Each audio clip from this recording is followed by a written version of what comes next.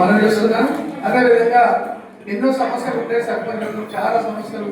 సరే కష్టాల నుంచి ఎన్నో డబ్బులు ఖర్చు పెట్టుకొని నానా రకాలుగా వాగ్దానం చేసి ప్రజలకు రోడ్ వేస్తామను, సైడ్ రైలు నడిపిస్తామను, ఇల్లు ఇప్పిస్తామను ఎన్నో హామీలు ఇవ్వడం జరిగింది.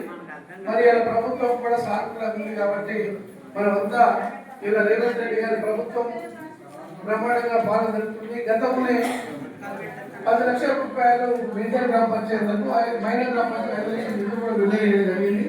ఆ డేట్ చెక్ ఏదైతుందో చేయాలని చెప్పి ప్రభుత్వం ఆదేశాలు ఇవ్వడం జరిగింది. కాబట్టి మీరు 73, 74 రాజ్యాంగ సభలో 29 అంశాలు ఉంటాయి. ఆ అంశాలు ఏమైతుందో చూడండి, దాంట్లో కూడా పాపరేట్ ఉన్నది. మీరు చక్కగా పంచాయత్ యాక్ట్ తెలుగులో కూడా ఒక యాక్ట్ బుక్ ఉన్నది. ఆ బుక్ కూడా హైదరాబాద్లో ఉంటాయి. కాబట్టి మీటింగ్ పెట్టినప్పుడు మేము ఇక్కడ వచ్చినప్పుడు కూడా మీటింగ్లో అందరూ ఇవ్వబడుతుంది.